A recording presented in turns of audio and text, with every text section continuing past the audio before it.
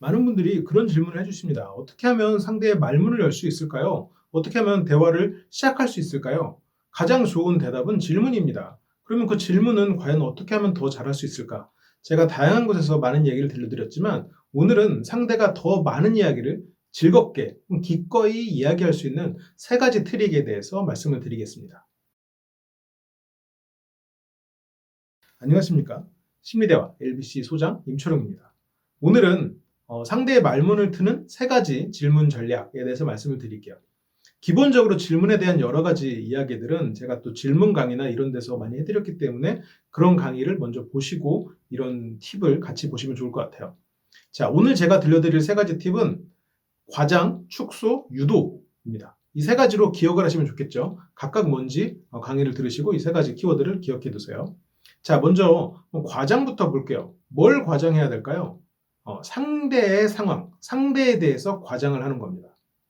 이 과장은 상대가 듣고 직접 그 부분을 정정하면서 기분 좋게 이야기할 수 있게 만드는 거죠. 이 과장하는 질문은 우리가 상용구처럼도 많이 쓰고 있습니다, 실은. 말솜씨가 정말 좋으시네요. 팬도 좀 많으시겠어요. 뭐 약간 좀 어르신을 만났을 때 이제 정말 고우시네요. 젊으셨을 때 남자분들이 한 트럭은 쫓아다니셨겠는데요. 이런 것들 어떻게 보면 굉장히 클리셰잖아요. 어떤 진부한 표현일 수 있단 말이에요. 그럼에도 불구하고 굉장히 안전하죠. 이런 거는 그러면 어떤 원리로 지금 이런 것이 좀 안전한 질문이냐, 안전한 과장의 질문이냐. 일단 과장은 뭘 했나요? 상대가 뭐 팬이 있을 수도 있겠지만 대부분은 팬이 없잖아요. 일반적인 의미에서는.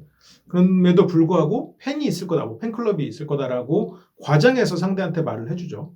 두 번째도 뭐 다른 이성이 뭐 한 트럭을 쫓아다녔을 거다라고 과장해서 말을 해준단 말이죠. 그렇게 말하면 상대는 어떤 생각을 하게 되나요? 아, 저 사람이 이 정도, 100 정도로 생각을 하고 있으니 내가 조금 정정해 주더라도 내 자랑을 조금 해도 되겠구나, 이 사이에 있는. 아유, 무슨 팬은 없었어. 그런데 하면서 자기 이야기를 하게 되죠. 이거는 상대한테 저는 그 이상으로 생각하고 있으니 마음껏 자랑하세요 라는 의미가 있는 거예요.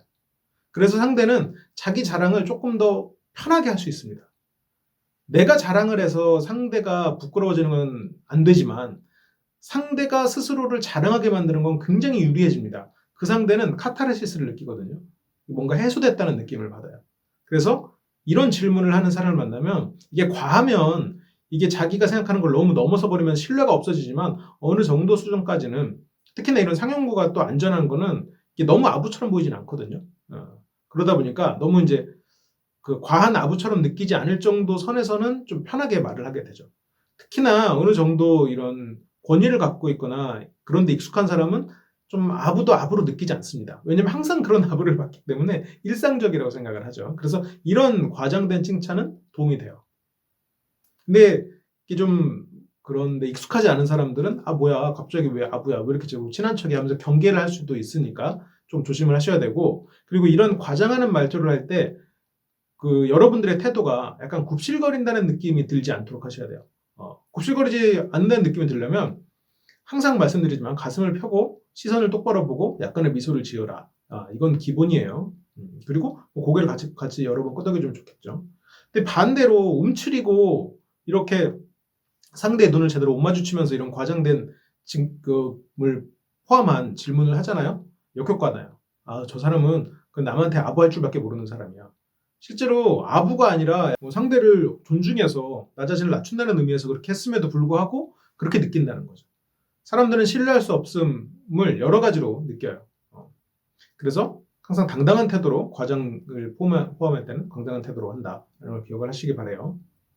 두 번째, 축소도시랑 같은 원리인데 평균 값을 낮춰서 말해버리는 거예요.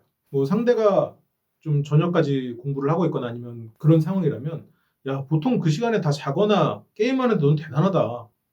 대단히 노력한다.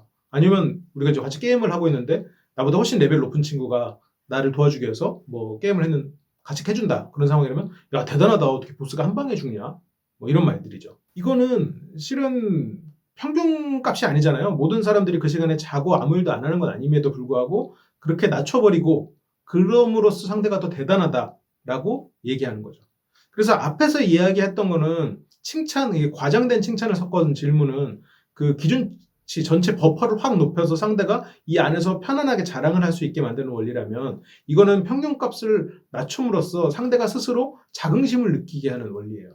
그래서 자기 스스로 자부심을 가지니까 난 대단해 하면서 자기 이야기를 조금 더 펼쳐내게 되죠. 자기를 알아봐주는 사람이라고 생각이 되고 사람들은 다 자기가 어느 정도 수준인지 고민하거든요. 내가 어느 정도 와 있을까? 나의 위치는 어느 정도일까? 잘 몰라요.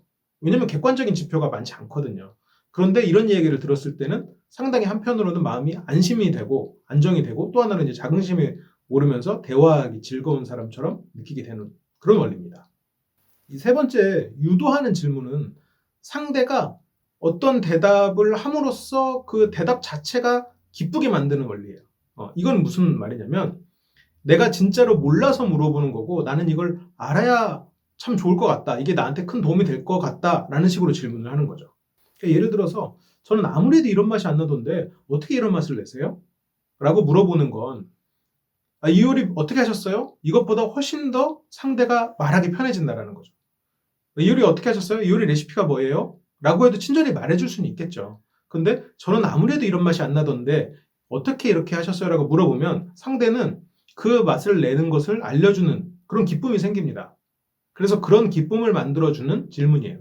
그래서 내가 그 레시피를 듣는 방향으로 이제 상대를 슬슬 유도해 나가는 그런 질문인 거죠. 그래서 이런 질문은 좀 모르는 부분을 슬쩍 강조해 주면서 질문으로 넘어가는 거예요. 그래서 상대가 그것을 대답을 해주는 그 목적이 생기도록 도와주는 거죠. 그래서 지금 오늘 말씀드린 과장, 축소, 유도는 실은 칭찬, 질문, 경청 이 세 가지 세트와 같이 돌아가는 거예요. 그래서 예를 들어 과장과 축소는 칭찬의 의미를 담고 있고요. 그리고 이 질문과 함께 상대의 말을 충분히 또 경청을 해야 되는 게 필요합니다. 내가 정말로 필요해서 아무래도 이런 맛이 안 나는데 어떻게 하셨어요? 라고 물어봐 놓고 잘 안 들어요. 그리고 또 대답했는데 그렇군요. 그러면 그거에 관련된 질문을 해야 되거나 아니면 그거에 관련된 얘기를 해야 되는데 또 갑자기 다른 얘기예요. 실컷 대답하게 해놓고 이거는 경청이 아니라는 거죠. 이제 이런 식으로 칭찬, 질문, 경청은 한 세트로 돌아갑니다. 그래서 이게 이제 세트가 이제 자유자재로 어느 게 먼저랄 거 없이 자유자재로 이제 사용하게 되면 상대가 말문을 쉽게 트죠. 그리고 이런 과정에 있어서 이제 아는 척과 모르는 척을 이제 어떻게 운용할 거냐 그게 더 필요해져요. 알아도 모르는 척 질문해야 되고 그리고 무언가를 상대한테 듣기 위해서 일부러 더 모르는 척을 해야 될 필요도 있습니다. 그리고 상대와 무언가를 공유하기 위해서 약간의 아는 척을 하면서 어떻게 생각하세요? 라고 물어볼 필요도 있겠죠. 가장 안전한 건 모르는 척이 훨씬 더 안전해요. 나이가 들수록 모르는 척을 잘하는 사람이 훨씬 더 유리합니다. 좀 젊거나 여기 이제 올라가야 될 곳이 많은 사람들은 좀 아는 척을 하면서 자기를 이제 자꾸 돋보이게 하는 게 필요하겠지만 여러분들이 무언가 점점 위로 올라갈수록 아는 것도 모르는 척해서 사람들한테 많은 이야기를 듣는 게 그렇게 인간관계를 맺어가는 게 훨씬 더 도움이 돼요. 물론 여러분들이 아무런 권위를 쌓지 못하고 아무것도 사람들한테 인정을 못 받는 상태에서 모르는 척만 하면 그거는 안 되겠죠. 근데 누군가를 관리한다거나 아니면 윗사람이 되었을 때는 모르는 척이 훨씬 더 도움이 될 거예요. 그리고 이 과정에서 다른 사람하고 같은 편임을 느끼게 해주는 이제 그런 것도 상당히 필요하겠죠. 저도 이제부터 배워서 그거에 이제 합류해야겠네요. 저도 그렇게 되도록 노력해야겠네요. 저도 그렇게 노력하고 해오고 있었는데 말씀을 들으니까 조금 더 나아질 것 같아요. 좀 더 다른 관점이 생기네요. 저도 이제 그렇게 바라볼 수 있을 것 같아요. 예를 들어서 이런 식으로 상대와 같은 편임을 드러내는 여러 가지 말들이 상대의 말문을 트는 데 도움이 됩니다. 그리고 같은 편이라는 건 상대가 한 대답을 소중하게 생각하는 사람이에요. 무슨 말이냐면 상대가 대답을 했을 때 내가 그 대답을 잘 듣고 그 대답에 관련된 질문을 하거나 그 대답에 관련돼서 최소한 한 번이라도 언급하고 넘어가는 것이 좋아요. 바로 다음 질문하거나 바로 자기 얘기하거나 이러지 말고 그리고 내가 아는 단어 나왔다고 해서 바로 껴들지 말고 그렇습니다. 아무튼 좋습니다. 오늘은 제가 조금 좀 가벼운 이야기로 여러분들한테 이야기를 해드렸어요. 그래도 기억해 두시면 상당히 큰 도움이 되실 만한 소재예요. 과장, 축소, 그리고 유도 이것들을 세 가지를 기억해 두시고 한번 질문을 만들어 보세요. 그래서 한번 써먹어 보시면 여러분들께 될 겁니다. 그러면 저는 또 다음 강의로 여러분들을 만나 뵙도록 할게요. 오프라인에서는 요즘에는 이제 정규 강좌로만 여러분들 만나고 있고요. 조만간 특강도 열 계획이니까 많은 관심 부탁드립니다. 그러면 다음 시간에 뵐게요. 감사합니다.